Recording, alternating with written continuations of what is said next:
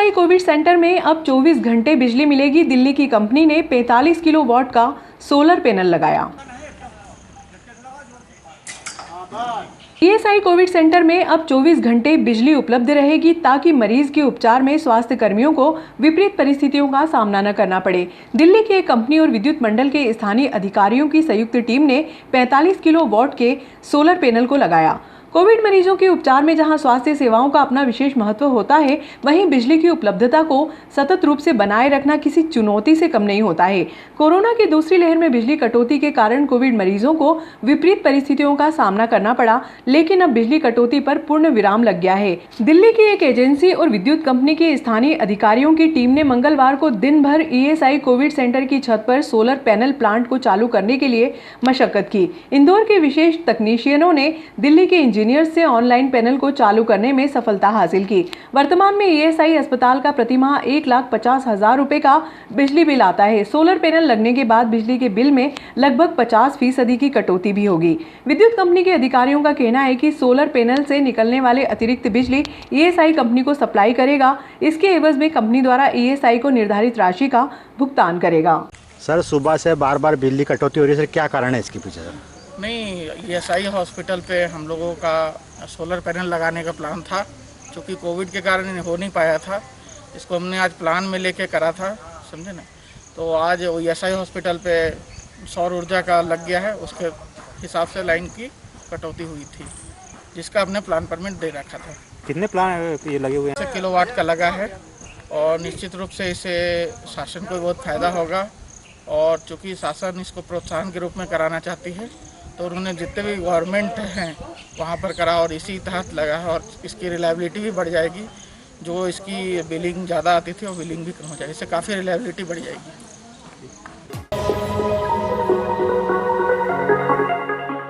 Corona काल में निःशुल्क राशन वितरण के लिए प्रदेश में लगभग 1 लाख पर्ची जारी हुई। इसमें से 52,000 पर्चियां सिर्फ इंदौर शहर में बनी।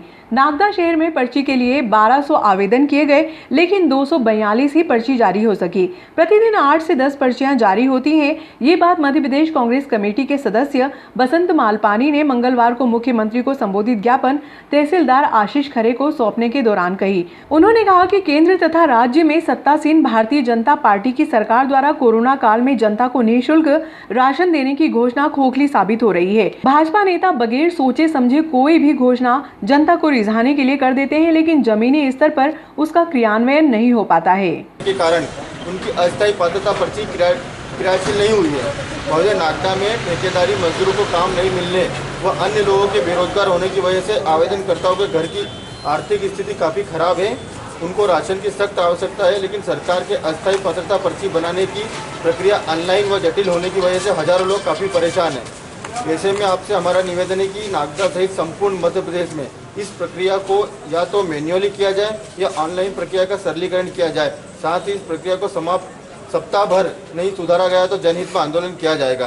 प्रतिलिपि माननीय जिलाधीश महोदय, जिला उज्जैन, श्रीमान अनुविभागीय अधिकारी महोदय नागदा, श्रीमान जिला खाद्य अधिकारी महोदय उज्जैन, श्री खाद्य अधिकारी महोदय तहसील नागदा, जिला उज्जैन।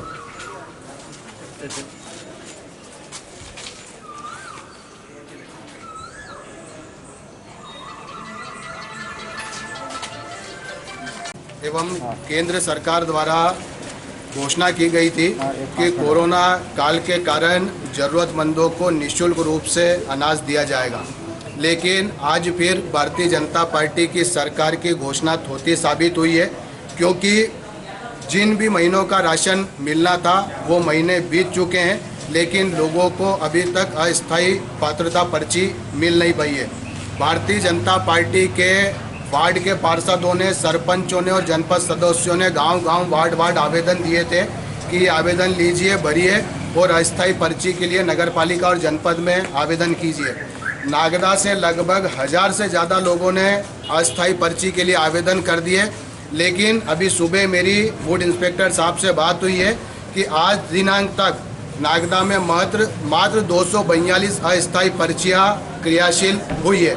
इसका सबसे बड़ा मूल कारण है कि सरकार की जो ऑनलाइन प्रक्रिया है वो इतनी जटिल है कि कई बार सर्वर बैठने के कारण या कर्मचारियों की लापरवाही के कारण लोगों के मोबाइल पे ओटीपी नहीं आ रहा और OTP नहीं आने के कारण अस्थायी पर्चियाँ जनरेट नहीं हो रही है। हमने आज माननीय मुख्यमंत्री महोदय के नाम ज्ञापन दिया है कि मुख्यमंत्री जी आप घोषणा तो कर देते हैं, लेकिन इस ऑनलाइन प्रक्रिया के कारण लोगों को काफ़ी परेशानी हो रही है। लोगों के पास काम धंधा नहीं है। विशेषकर मैं नागदा की बात करूं तो नागदा के हजारों मजदूर बेरोजगार हैं। छोटे मोटे व्यापारियों के पास धंधा नहीं है, तो उन्हें अनाज की आज आवश्यकता है। अगर उन्हें आज अनाज नहीं मिला तो वो भूखे मरने की कगार पे है नागदा में। जैसा कि मुझे ज्ञात हुआ है कि मात्र 5-5, 10-10 पर्चियाँ ही रोज़ क्रिएट हो रही है। जिस प्रकार से आवेदन आए 1000-1200, अगर ये 10-10 पर्चियाँ रोज़ क्रिएट होगी तो सारी अस्थायी पर्ची आने में कम से कम 3 से 4 महीने लग जाएंगे।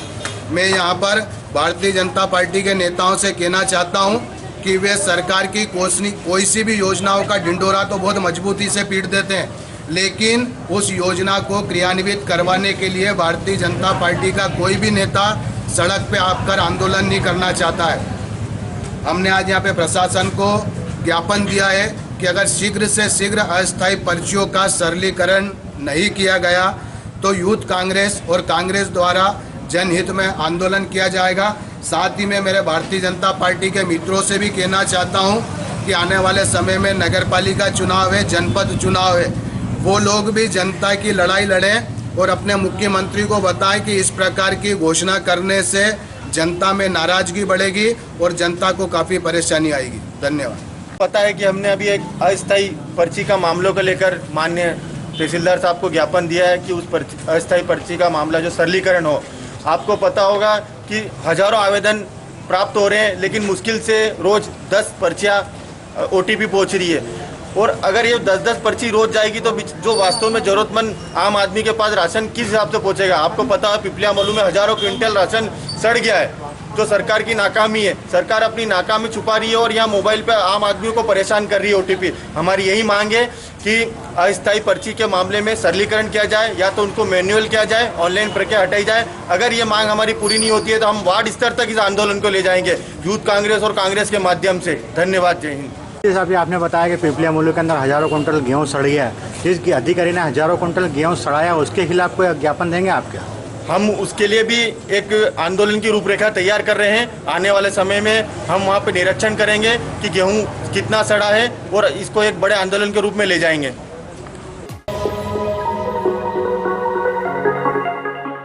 जैन सोशल ग्रुप नागदा द्वारा ग्रुप के हर्षित कांकरिया की स्मृति में लकोड़िया स्थित नंदराम गौशाला में मूक पशुओं के लिए दलिया, गुड़, चारा व नमक का दान किया गया। इसी क्रम में मूक पशुओं के लिए 3 पानी की टंकियों का निर्माण भी करवाया गया। खाना पड़ेगा वही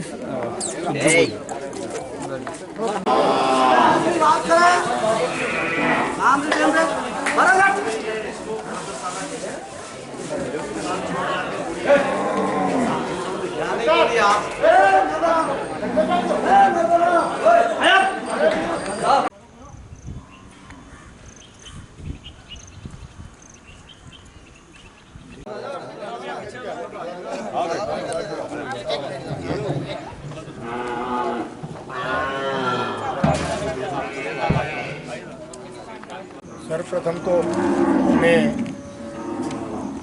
भाई हेमंत जी कांकरिया, सुरेंद्र जी कांकरिया को बहुत बहुत धन्यवाद देता हूँ। साथ ही जैन सोशल ग्रुप को भी धन्यवाद देता हूँ, क्योंकि निश्चित तौर पर ये 1-1.5 साल का जो हमारा समय निकला है, जिस तरीके से जैन सोशल ग्रुप समाज के हर क्षेत्र में काम करता है, चाहे वो सामाजिक क्षेत्र हो, धार्मिक क्षेत्र हो या मुक्त पशुओं, बहुत अनुमोदनीय है। और उनकी यादों को चिरायु बनाने के लिए, ऐसे कार्य के लिए उनकी हम बहुत बहुत अनुमोदना करते हैं। ऐसे ही कार्य वे हमेशा करते रहे। जय जिनेन्द्र, जय राम। अपने स्थापना से ही लगातार मानव सेवा। श्री अंकल सुरेंद्र कांकरिया वंदन नमन। सब गौशाला गौ माता को प्रणाम। ईश्वर की कुछ इच्छा रहती है, जिसको नहीं जाना आता वो भी चला जाता है, लेकिन उसके आगे हम नतमस्तक हैं। उनके हर्षित जी के अच्छे कार्य उनके जीवन में हमेशा याद रहेंगे, हमारे परिवार को भी याद रहेंगे, और उनकी पुण्य स्मृति में अब हम जो कर सकते हैं वही कर सकते हैं। महावीर के चरणों में वंदना। यहाँ विराजित राधा कृष्ण भगवान को वंदन करते हुए वो माता के चरणों में भी वंदना। जैसा कि पूर्व वक्ताओं ने बताया, जैन सोशल ग्रुप जो कि एक सेवा का पर्याय बन चुका है और अपने जैन सोशल ग्रुप लगातार जीव दया मानव सेवा का कार्य करता आ रहा है और निश्चित ही आज जैन सोशल ग्रुप की हम कहें कि रीढ़ की हड्डी बन चुका है काकरे। सभी को जय जमीन। ये एक बहुत ही पुण्य का काम है और हर्षित भैया बहुत पुण्यशाली जीव होंगे जो उनके जाने के बाद भी हर साल हर वर्ष एक कुछ न कुछ काकरिया परिवार एक सुकृत अनुमोदनी कार्य करता रहता है। उनकी बहुत बहुत अनुमोदना। मैं बहुत साधुवाद देता हूँ आप जैन सोशल ग्रुप और आपकी पूरी टीम को कि आपकी दृष्टि हमेशा गौशाला पर बनी रहती है। सभी धार्मिक सामाजिक काम करने वाले आप विद्वान यहाँ पधारे हैं। खास करके काकरिया परिवार के द्वारा आज का ये कार्यक्रम है और पहले भी आपके द्वारा कार्यक्रम होते रहे हैं। निश्चित रूप से हमारे गुरु भगवंतों ने जो बात कही है जीव दया करना जीव पर, लेकिन उसमें विशेष प्राणी गाय है। भगवान महावीर स्वामी के चरणों में सत्संग वंदन। आज जैन सोशल ग्रुप द्वारा बहुत लंबे समय के बाद एक सराहनीय कार्य एक बड़े रूप में किया जा रहा है, क्योंकि हम कोरोना काल से झुकते झुकते अब यहाँ तक पहुँचे हैं। मैं आप सभी का बहुत स्वागत करता हूँ कि आप सभी। पोरवाल युवा संगठन के सदस्य व समाजसेवी मुकेश पोरवाल के आकस्मिक निधन पर मंगलवार को श्री बद्री विशाल मंदिर में पुष्पांजलि सभा का आयोजन किया गया। इस अवसर पर भाई कमल पोरवाल पुत्र सूरज पोरवाल ने माता तारा देवी पोरवाल की प्रेरणा से श्री बद्री विशाल मंदिर जांगड़ा पंच पोरवाल ट्रस्ट को 1,11,111 रुपए दिए। इस मौके पर पोरवाल समाज के गणमान्य जनों ने पुष्पांजलि अर्पित कर श्रद्धांजलि दी। पोरवाल युवा संगठन माता को 11,000 रुपये की दिव्यांगजनों हेतु स्वर्गीय श्री मुकेश जी पोरवाल की स्मृति में श्रीमती तारा देवी पोरवाल की प्रेरणा से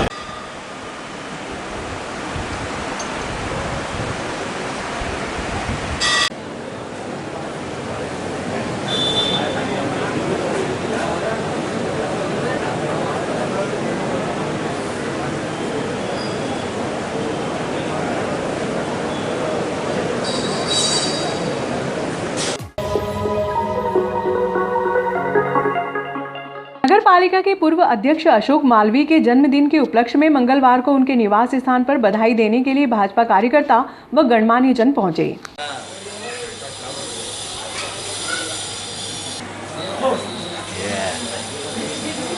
डबल खिला दो आपको।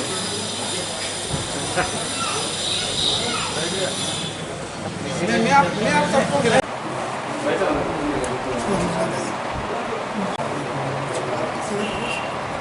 बैठो भाई साहब, आए जाओ नहीं लक्ष्य तो।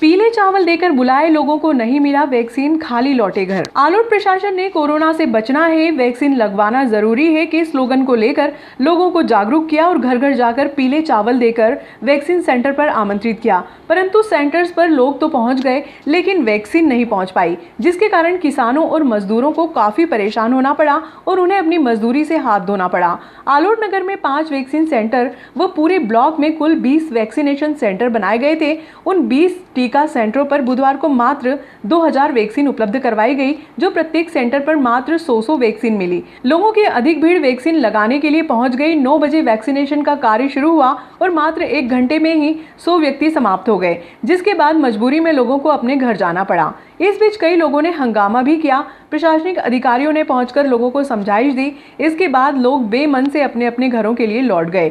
इस बीच टीका सेंटर पर जिला पंचायत के पूर्व उपाध्यक्ष व कांग्रेस नेता वीरेंद्र सिंह सोलंकी पहुंचे और उन्होंने वैक्सीन सेंटर का जायजा लिया और अधिकारियों से बात की। अधिकारियों का कहना था कि आगे से 2000 टीके ही आए थे। हमने 5000 की मांग की थी लेकिन 2000 ही उपलब्ध हो पाए, जिसकी वजह से लोगों को परेशानी हुई, जिस पर सोलंकी ने शासन प्रशासन को आड़े हाथों लेते हुए वैक्सीनेशन से नौटंकी करार दिया और लोगों को प्रशासन की ओर से गुमराह करने का आरोप लगाया। जी मेरी अभी जो यहाँ के अधिकारियों से बात हुई है, लगभग 20 वैक्सीनेशन सेंटर आलोट में बनाए गए हैं और जैसा अधिकारियों का कहना है कि आज मात्र 2000 वैक्सीन आज के टीकाकरण के लिए उपलब्ध थे। ये जो वैक्सीनेशन सेंटर शासकीय महाविद्यालय आलोट में जहां हम खड़े हैं, इसे आदर्श बनाया गया है। यहाँ मैं सुबह 11 बजे भी पहुंचा, अभी 12 बजे से मैं पिछले 2 घंटे से यहीं पर हूँ। लोग सैकड़ों की संख्या में यहाँ पर आए और वैक्सीन के बारे में पूछकर वापस चले गए। सुबह 9 बजे से 9:30 बजे के बीच मात्र 100 टोकन यहाँ पर दिए गए थे, वो वैक्सीन 1 घंटे में ख़त्म हो गए। उसके बाद से लोग लगातार पिछले 3 घंटे से आ रहे हैं और कमोबेश यही स्थिति सारे वैक्सीनेशन सेंटर्स की है। नरेंद्र मोदी जी और शिवराज जी इन नौटंकियों पर जितना पैसा बर्बाद कर रहे हैं, इस वैक्सीनेशन सेंटर को सजाने में करीब 20 से 25 हज़ार रुपये पर डे का खर्च किया गया है और ये परसों से सजा हुआ है, अगले कुछ दिन और सजा हुआ रहेगा। यानी 1-2 लाख रुपए इसके वैक्सीनेशन सेंटर को सजाने में मात्र खर्च कर दिए गए हैं, जबकि लोग इतने पैसों का यदि टीके मंगाए जाते तो शायद ये 500 लोगों को ज़्यादा टीके लग सकते थे। मैं मोदी जी और शिवराज जी से आह्वान करना चाहता हूँ कि शिवराज जी, ये नौटंकियाँ बंद कीजिए। लोग वैक्सीन के अभाव में मर रहे हैं और आप कह रहे हैं लोग, आपने अभी कुछ दिन पहले कहा कि मुस्लिम समुदाय के लोग वैक्सीन लगाने के लिए तैयार नहीं है। आज मैं यहाँ पर बैठा, कम से कम 100 लोग मुस्लिम समाज की महिला और पुरुष आकर के वैक्सीन के बारे में पूछ करके वापस खाली गए। बार बार आकर के लोग आकर के, बुजुर्ग माता बहनें आकर के परेशान होकर के वापस जा रही हैं। इस तरह से आपने जो झूठ का हुआ फैलाया है, इसको कंट्रोल कीजिए और वैक्सीनेशन सेंटरों पर तत्काल वैक्सीन उपलब्ध कराइए ताकि लोगों के स्वास्थ्य से खिलवाड़ न हो। कभी भी कोरोना की तीसरी वेव आए, हम लोग उसका मुकाबला करने के लिए तैयार रहें, इसलिए तत्काल ये वैक्सीन उपलब्ध करवाएं। देखा गया है कि प्रशासन के द्वारा वैक्सीन सेंटर पर लाने के लिए लोगों को कई तरह से प्रेरित किया गया है, इसके बारे में क्या कहेंगे? मैं प्रशासन से अनुरोध करना चाहता हूं कि जिस तरह के राजनीतिक नेतृत्व के अधीनस्थ वो लोग काम कर रहे हैं, उन्हें सच्चाई का सामना करना चाहिए। वो सच्चाई जानते हैं कि आलोट विधानसभा की 4 लाख टोटल पॉपुलेशन है, 2 लाख से ज़्यादा यहाँ वोटर हैं और मात्र 29,000 आज तक वैक्सीन लगी हैं और उसमें भी फर्स्ट डोज सेकंड डोज दोनों मिला करके। आप बार बार आग्रह करने के लिए लोगों से पहुंचते हैं, यानी ये ऐसा ही हुआ कि आप अपने पुत्री की शादी के लिए पीले चावल इन्होंने बांटे वैक्सीन सेंटर पे आने के लिए। आप अपने पुत्र पुत्री की शादी के लिए कार्ड दे दें पूरे शहर में कि आप जिम ने पधारना, और लोग जब वहाँ पहुँचे तो उनको खाली पत्तल मिले तो आप कैसा महसूस करेंगे। वैसा ही ये आज वैक्सीनेशन सेंटरों पर, सजे सजाए वैक्सीनेशन सेंटरों पर लोग जब आ रहे हैं। देखा गया है कि काफ़ी लोग यहाँ पर आए हैं और वैक्सीन लगाए जा रहे हैं, क्या है पूरा मामला? आज वैक्सीनेशन का कार्यक्रम था, प्रशासनिक व्यवस्थाएं नहीं हो पाई।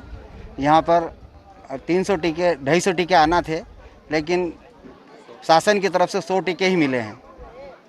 किस तरह से आप लोगों ने इनको आने के लिए प्रेरित किया? हम घर घर जाकर इनको पीले चावल दिए, घर घर जाके इनको बुलवाया कि भैया आपको वैक्सीनेशन करवाने आना है।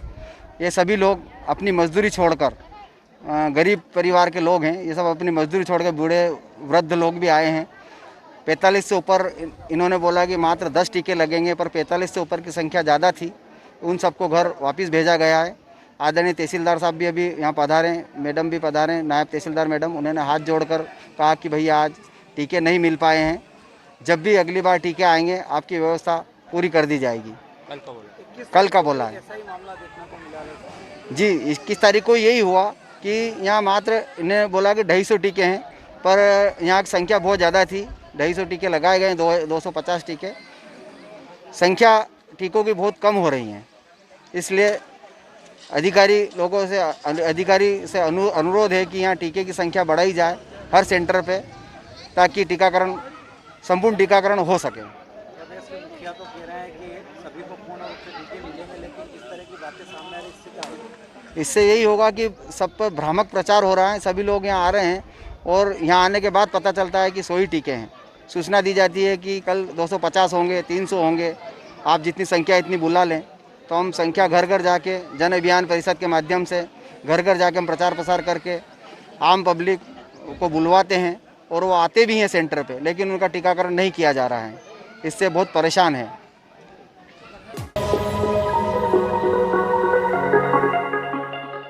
आलोट विश्व हिंदू परिषद बजरंग दल आलोट प्रखंड जिला जावरा द्वारा व पुजारी संघ के द्वारा संयुक्त ज्ञापन देकर थाना प्रभारी के ऊपर सख्त कार्रवाई करने की मांग की गई है। ज्ञापन में बताया गया है कि थाना प्रभारी द्वारा आए दिन दुकानदारों, पुजारी, पंडितों के साथ दुर्व्यवहार किया जाता है। विश्व हिंदू परिषद बजरंग दल साधु संतों के मार्गदर्शन में चलने वाला संगठन है। ऐसी परिस्थिति में यदि कोई साधु संतों और पंडितों का अपमान करेगा तो इसे विश्व हिंदू परिषद बजरंग दल बर्दाश्त नहीं करेगा। अतः थाना प्रभारी के खिलाफ सख्त कार्रवाई करने की मांग की गई। ज्ञापन दिया है आलोट थाना प्रभारी द्वारा जो दुकानदार हैं, पंडित हैं, उन सबको प्रताड़ित करने का और दुर्व्यवहार करने का जो मामला सामने आया है, उसी को लेकर आज हमने विश्व हिंदू परिषद बजरंग दल ने ज्ञापन दिया है।